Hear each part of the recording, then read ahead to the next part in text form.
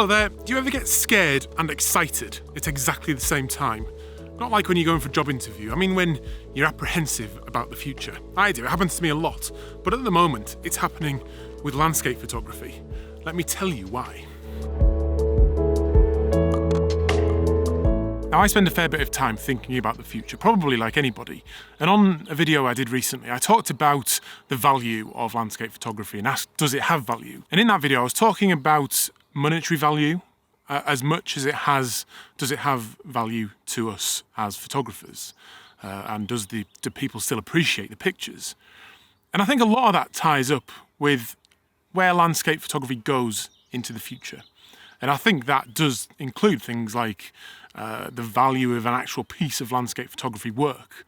And will there still be space for professional landscape photographers to make money that they can live off? That's one thing I'm concerned about going into the future. Also, I think what's quite interesting is the way the gear is going. What will the gear of the future look like? And I'm going to talk about that a lot more on this video a little bit later on. But I'm also doing a lot of time thinking about my own future. And the reason for that is because quite recently I got glasses. It was probably about a year ago now. And I noticed when I was editing my pictures and doing my work on the computer that things were starting to look a bit blurry. So I just headed to the opticians, never having had glasses before. I just thought, well, I'll get things corrected and it'll be a bit better. And that's what I did. So I headed there, got my eyes checked, had them corrected, but then had them scanned by a different kind of Canon camera. And the optician found something. And then several sort of appointments at the hospital and consultant appointments later, there was a diagnosis of a rare form of dry macular degeneration, which essentially means that my eyeballs look like an 80-year-old's. And the prognosis, although it's unclear, I am essentially going blind. It's a very rare form because people my age don't normally get it. I'm not sure how long I've had it because I've not had a scan before. But the prognosis, it could be 10 years before I go blind, it could be 15, it could be 25, or it could never happen if some developments in stem cell research come along. So that's something I've been dealing with over the last year, and it's made me think about the future. And I just happened to find out a matter of days before I left the police to become a full-time photographer. The police, where there are huge, great benefits for ill health retirement, into working for myself where there is none whatsoever. So the reason I'm telling you this, though, is not because I'm looking for sympathy at all. I've got my wife to take the mickey out of me, and I'm filling my home with Alexas and things like that. So I am allergic to dogs, though, which could be an issue. However, I'm not telling you because of that. I'm telling you because what it's taught me to do is just sort of live in the present. Because yes, I think about the future, but what I'm trying to do now is to make the most of the time I've got left doing photography, however long that's going to be, filling it with as much as possible. And that's about doing things in the present.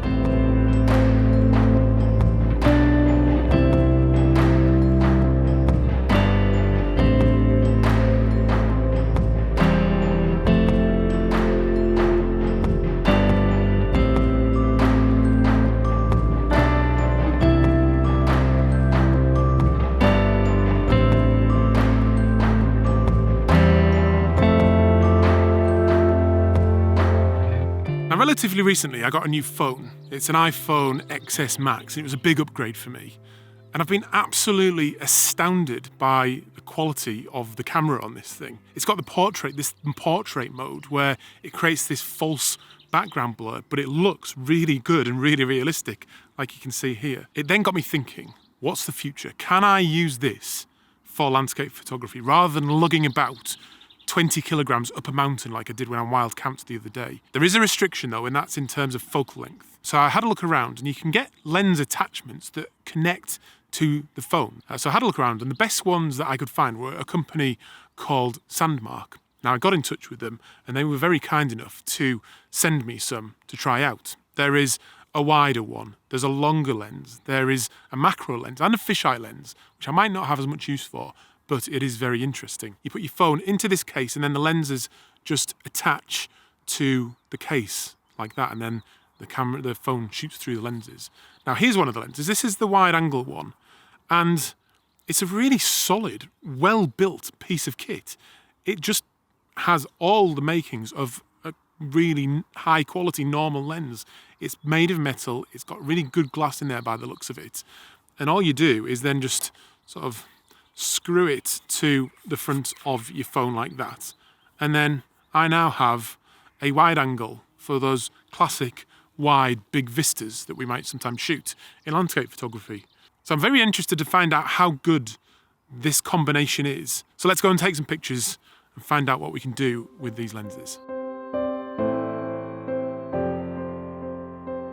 So I'm set up for the first shot with the telephoto lens attached, and with this iPhone, in combination with this lens here, you have essentially about 60mm of focal length, which is really, really nice from a phone. And I've got this composition here using some of this absolutely stunning gorse bush, which is just bright, bright yellow. You can see the lens sort of just screwed onto the front here. Just unlock the phone. I'll talk you through the settings a bit later on the phone, but I've got the 2-second timer attached. Just go 1, 2, bam, there we go. Have a look at that. And that's absolutely fantastic. It's just framed so nicely with that gorse bush. And then it's got like a dreamy, kind of misty feel with some interesting light at the top and some of that nice blue sky in there as well. So fantastic little shot using the telephoto lens from Sandmarc. And yeah, fantastic.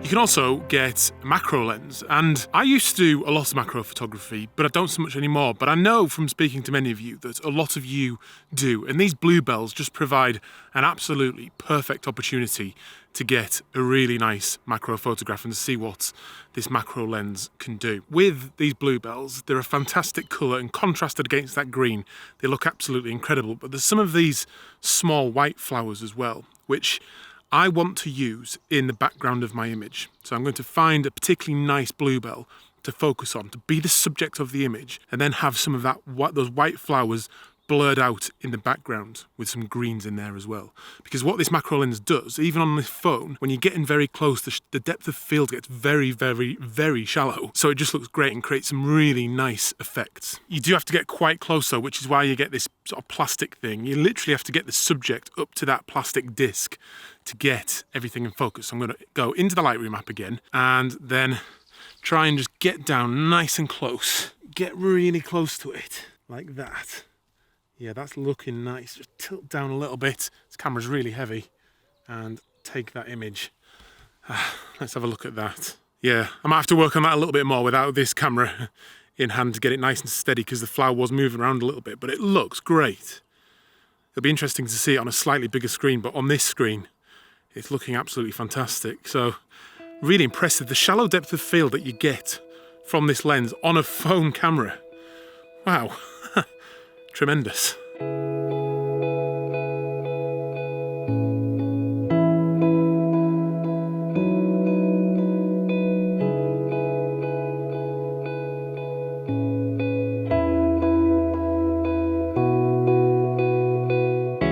I'm set up for another shot, and this is an absolutely classic spot for photographing the bluebells in North Yorkshire, looking over the bluebells towards Rosebery Topping.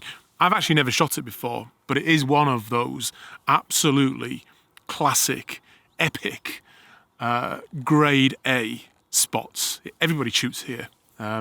So I thought the bluebells are looking pretty good this year, so I'll come and shoot it using this phone. With this time, I've got the wide angle lens attached. Now, the phone generally has a range. This phone has a range of about 24 to 50, I think, with the lenses, something like that.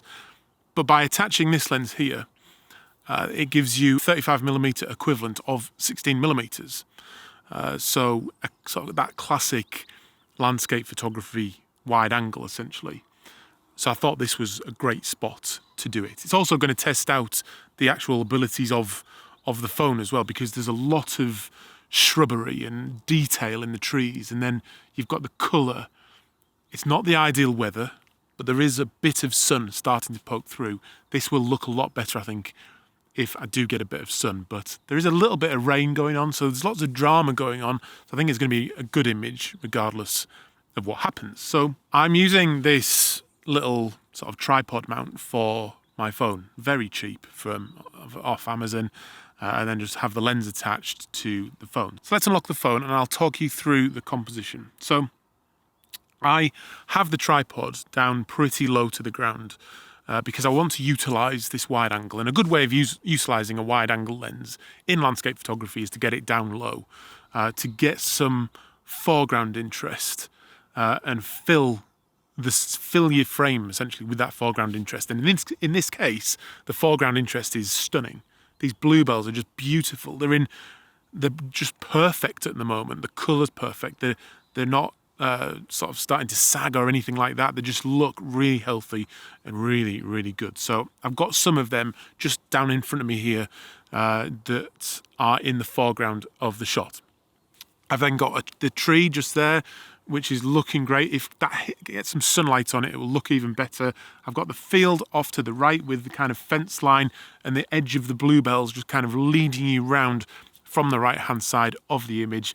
Everything's then shaped nicely up to roseberry topping. I've got some nice detail in those clouds as well, although it is overcast. But it's just looking great. I've got some nice greens in there. I love those spring greens. Not a massive fan of it in the rest of the year, the colour green, but in spring I do really like it. Let's get into this phone. I'm in the Lightroom app again because that allows me to shoot in RAW essentially on the phone. So I'm going to start off by just going into the professional mode or the full manual mode and just adjust the composition a bit to get exactly what I want. That's looking great. I'm going to go ISO up to the minimum, which is 25 for this phone. And then I'm just going to adjust the shutter speed. You don't adjust the aperture on this phone because the lens is so small that the aperture is just locked all the time. So you only need to worry about shutter speed and ISO. So it's actually really, really easy. Just using the screen and using the histogram just to about 1/500th, I think. Yeah, that gives me a fairly nice balance. There's some really nice drama in those clouds. I'm going to pop the 2-second timer on as well. That's already on. And then just hit the 2-second timer. 1, 2, bang. There we go. It's actually a really almost liberating way to shoot. Let's have a look at that. There's no click, there's no noise. It's so small, it's light. And that, I just want to go into here. Let me just spin that around. I'm just going to zoom in and have a look at some of that detail. It'll be really interesting to edit that. So what we're going to do is edit that on the iPad right now, because that's the beauty of Lightroom Mobile is we can shoot and then edit on the iPad or a bigger screen or on your computer at home straight away. So I'm going to just spend the time in this stunning environment and do my editing out and about.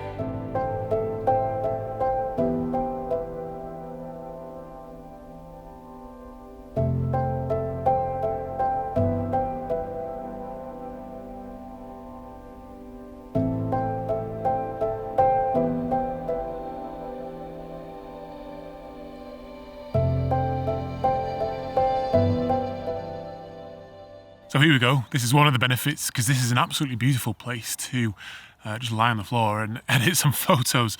So I'm going to start with, I'm not going to go through the whole edit, but I just want to test out a few things and have a look at the quality of these images. So this is the first one I did. There's a big dynamic range in this, and it was a HDR shot that I took that I used to take it. So let's just see what I can do with those shadows and those highlights, and then drawing a gradient from the top like that. Draw the exposure down a bit, touch the highlights. It's a nice image, this one, but as you can see, the problem is the shadows are a bit noisy, and the focus is a little bit off as well because you can't control the aperture on the phone. Sometimes you do end up with a more shallow depth of field than you might like if you've got a big difference between the things that are close to your lens, like here with the gorse bush, and things that are much further away. So that's a shot I could use online on Instagram or something like that, but I wouldn't fancy printing that one. Let's go to the macro shot. Without any processing whatsoever, and I shot that manually, that looks great. Just zoom in and look at the detail on that flower there. That's fantastic. There doesn't seem to be any noise. There's a tiny bit maybe, but it isn't bothering me in the slightest. You wouldn't see much difference, even if I think you'd shot it with the DSLR. I mean, I think that is fantastic. Really happy with that. I will edit that one later down the line. Now here is the shot of Roseberry topping and the bluebells, and I think that, again, straight off out of the phone camera, that looks great. Right, so let's start by popping a little gradient in there and to darken that sky down a bit, like so. Drag that down and the highlights a touch. I'm going to increase the contrast, add a little bit of dehaze in there, go that way a touch. Whites need to go much further up, then it comes nice and bright, vibrant and saturation. That looks really good. It's actually pretty sharp, especially kind of in the foreground, which is sort of where I focused. There isn't as much detail in that shrubbery and things and in the tree as you would get from a bigger censored camera. But again, it depends on the type of shooting you're doing and where you're sharing your work. I think I'm going to try and print that and just see what it looks like, because sometimes prints can be very forgiving.